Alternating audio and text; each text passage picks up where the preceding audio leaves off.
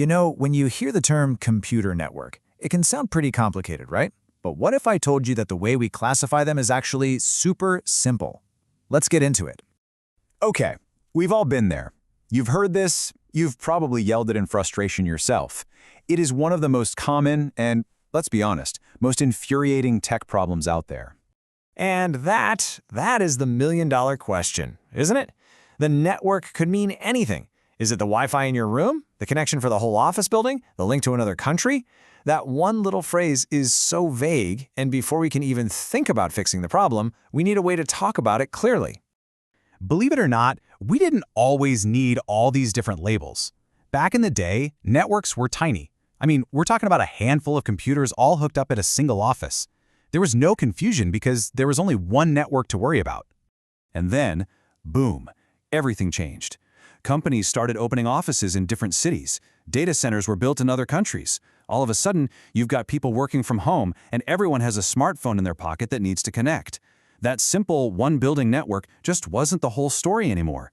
It became this huge, tangled, beautiful mess. So, how on earth do you make sense of this new, complicated digital world? Well, you do what you always do when you're lost. You get a map.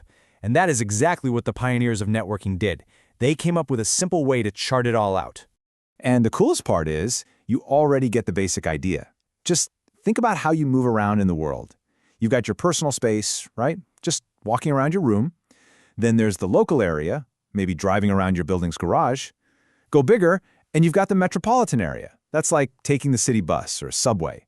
And then you have the wide area, which is like hopping on a plane and flying across the globe. See, it's all just travel. But the scale changes everything. And that's the brilliant part. The solution wasn't some crazy new piece of tech. It was a really elegant, simple idea. Let's just categorize networks based on the physical, geographical space they cover, just like our travel analogy.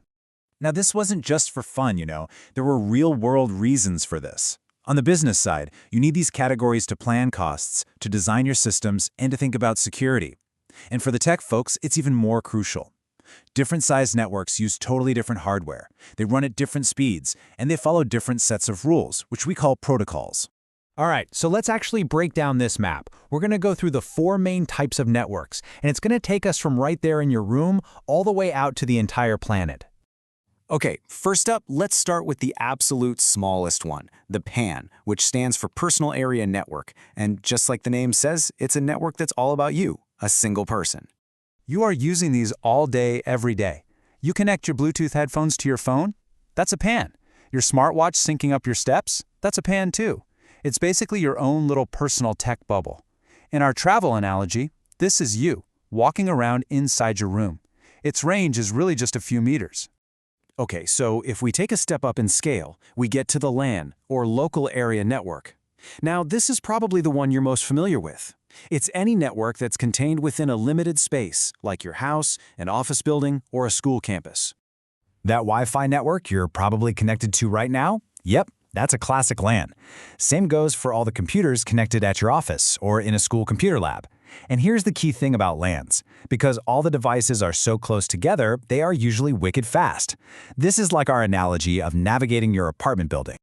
Next up, we're going to zoom out to the city level with the MAN, which stands for Metropolitan Area Network. Think of a MAN as a big, high-speed network that's designed to connect a bunch of different LANs all across an entire city. So what does this look like in the real world? Well, think about the huge fiber optic network that brings internet to an entire city.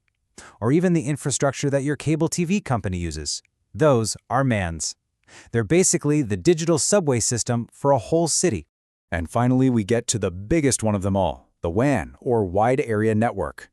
A WAN is massive. It spans huge geographical areas, connecting LANs and MANs across entire countries, or even across continents. And of course, the granddaddy of them all, the ultimate example of a WAN, is the internet itself. It's the global network of networks. But a WAN can also be private, like when a giant corporation connects its offices in, say, New York, London, and Tokyo. That's our international flights analogy. It's what connects the entire world. So let's just put it all together for a second. You've got the PAN in your room, the LAN in your building, the MAN stretching across your city, and the WAN connecting the whole world. See? This simple little map suddenly makes it all make sense. Okay, so now that we've got the basic map down, let's go over a couple of really important takeaways and some common slip-ups, just to make sure all this really sticks. Now, here's where a lot of people get tripped up, the difference between a LAN and a WAN. It's so easy to think that bigger must mean faster, right? But with networking, it's usually the exact opposite. Your local LAN is almost always going to be way faster and have less delay, we call that latency, than the global WAN, simply because the data has a much shorter trip to make. All right, so let's make sure you walk away from this avoiding the top 3 rookie mistakes. First, your home Wi-Fi is not the WAN. It's your LAN that connects you to the WAN. Second, a LAN is not the same as the internet. The internet is the biggest WAN there is. And third, like we just said, don't ever assume that bigger networks are faster. LANs usually win that race every time.